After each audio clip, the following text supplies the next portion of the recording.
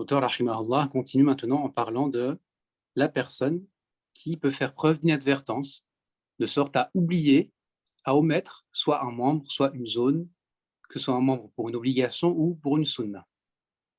Il dit, rahimahullah ta'ala, celui qui oublie un commandement lié à ses membres. Celui qui oublie un commandement lié à ses membres. Il y a deux cas de figure ici. L'auteur commence par le cas de figure qui correspond à celui qui s'en rappelle de cet oubli-là dans un laps de temps proche. Ça veut dire proche de quoi? Proche de la fin de ses actes du wudu, autrement dit. Celui qui s'en rappelle de cet oubli-là dans un laps de temps qui est proche, que fait-il? Il s'adonne à ce commandement-là, tout simplement. C'est-à-dire il fait la chose qu'il a oubliée. Il lave la chose qu'il a oubliée ou il humecte, si c'était la tête qu'il avait oublié d'humecter. Par contre, ici, ce qu'il y a de spécifique à ce cas-là, c'est que, ok, il s'adonne à ce membre-là qu'il a oublié, mais il fait la suite après. Ça veut dire qu'il revient au membre qu'il a oublié, mais il continue après le wudu jusqu'à la fin, même s'il avait déjà fait ces membres-là, autrement dit. Quelqu'un, par exemple, il s'est rendu compte, peu de temps après avoir fini les actes du wudu, qu'il avait oublié d'humecter la tête. Eh bien, si ce laps de temps-là, il est proche, après la fin de ses actes, que fait-il? Il revient à l'humectage de la tête. Ici, on parle donc de l'obligation. Il revient à l'obligation de l'humectage de la tête. D'accord? Et après, qu'est-ce qu'il y a? Eh bien, il y a laver les pieds, parce que la sunna, normalement, se fait comme ça. La personne, donc, du coup, après, elle revient à l'ordre qu'elle avait abandonné par oubli. Qu'est-ce que ça veut dire par oubli? C'est-à-dire que, dans la réalité, ce qui s'est passé, c'est que la personne, elle a lavé son visage, elle a lavé ses mains, avant-bras, coudes compris, et directement après, elle a lavé ses pieds.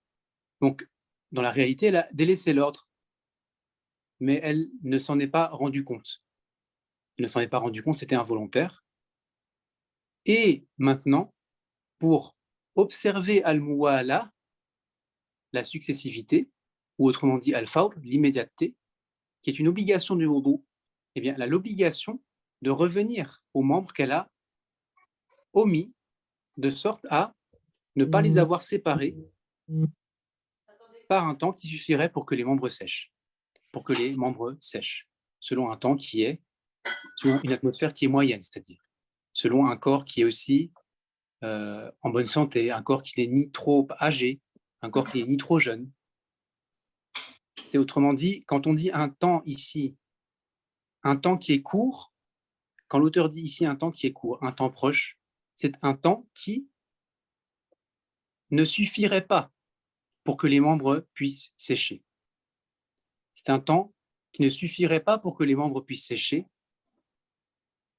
entre deux lavages, d'accord?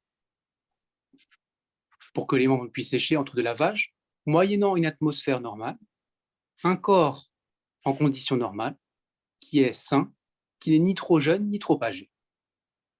D'accord? Donc ça, c'est pour la première mas'ala, le premier cas.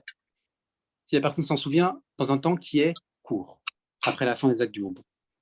Mais maintenant, si le temps il s'est prolongé, donc à contrario, autrement dit, si maintenant le temps il n'a pas été court, mais il s'est prolongé, ça veut dire que selon les critères qu'on a mentionnés, avec un corps moyen, en bonne santé, ni trop jeune, ni trop âgé, une atmosphère moyenne aussi, donc pas trop humide, pas trop sèche, le temps, il aurait suffi pour que les membres sèchent. Et là, on ne parle pas effectivement de est-ce que les membres ils ont vraiment séché ou pas. Dans la réalité, on dit est-ce que ça aurait suffi pour que les membres sèchent? Est-ce que ce temps-là, il aurait suffi? Si oui, alors c'est un temps qui est long. Dans ce cas-là, on entre dans la deuxième mas'ala que l'auteur a mentionnée. Si le temps s'est prolongé, il s'adonne à ce commandement uniquement et rattrape ce qu'il a accompli de prière avant cela.